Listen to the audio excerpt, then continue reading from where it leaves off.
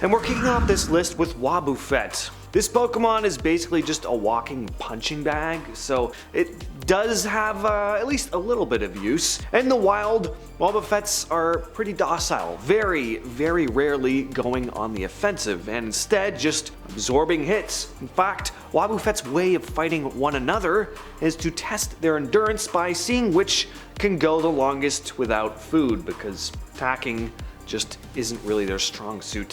When it comes to gameplay, the only thing this Pokemon really has going for it is its bulk with an HP stat of 190, but considering the fact that its total base stat is only 405, there's not a lot to work with here. Its attack stats are just abysmal, both physical and special at only 33, and its defense is only 58. It probably won't be avoiding any attacks either because this thing is also incredibly slow. Again, it's a punching bag. Aside from all that though, this Pokemon is just so bland design-wise. It's just a blue blob. It's, I don't know, it's boring. Magikarp. This is one that comes up a lot when conversing about some of the most useless Pokemon in the franchise, and for good reason, and it's pretty crazy considering the terrifying monster it evolved into. You know what, I guess it's not that crazy. There are a lot of really strong Pokemon with much weaker starting forms, but anyway, the fact that it does evolve into Gyarados is the only thing keeping this one at a better spot on the list. Looks can be deceiving in Pokemon and just anime in general, but there's nothing deceptive about Magikarp.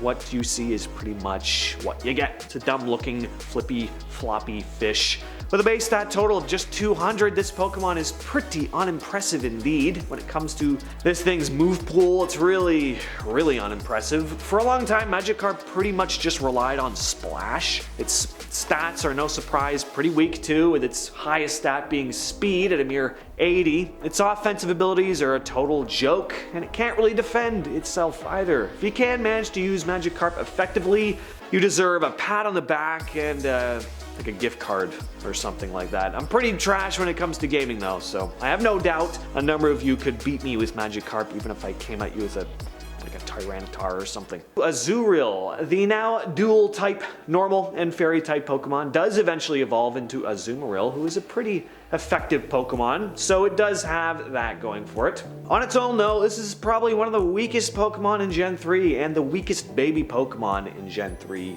without a doubt. It's got a big ball on the end of its tail which it uses to bounce on, float on, and whack its enemies with. Not that that has much effect on them. Azurill is just a little goofball. The meager 190 base stat total. Azurill has some of the lowest stats of any Pokemon. Its attack stat can be boosted with huge power though, which is something at least. With low stats all around, this thing doesn't pose much of a threat, nor can it hold up against incoming attacks. It's kind of cute, and I'll give it that. Next on the list is Caterpie. So yeah, I know I talked about Metapod already, but I couldn't talk about Metapod without covering its previous form too. This bug-type Pokemon really has to rely on avoiding confrontation in order to stay alive in the wild. It releases a stench from its antenna in order to help ward off prey, and its bright green leafy color scheme works as camouflage, helping it blend in with the foliage. Its form of offensive comes in the form of Silk,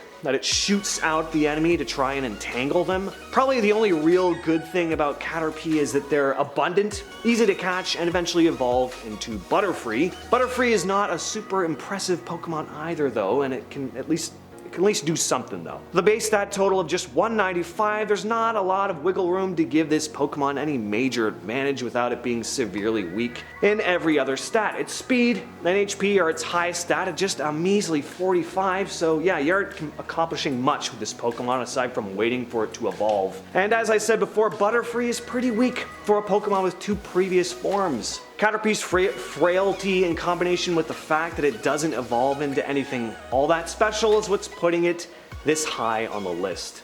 And this will probably come as an utter shock to all of you watching, but Sunkern is taking the #1 spot. I know, crazy. This grass-type Pokemon that basically just lives to evolve. Everything it does, from gathering nutrients to staying out of harm's way, it's all so that it can evolve into Sunflora, so it can actually do something. Sunkern is incredibly vulnerable to predators, really having no defensive capabilities other than shaking its leaves at the enemy, and we won't even go into offensive moves because there's just nothing there. When it comes to gameplay, this little weed thingy sports an incredible base stat total of just 180, with its other stats sitting at an even 30 each. It's not even good enough to at least have its stats specialize in some kind of area to give it some sort of edge against something. So yeah, stat-wise, this Pokemon ranks at the absolute bottom. You can teach it a surprising amount of moves, all things considered though, but most likely this thing isn't going to be standing up to most Pokemon in any effective way, and that's why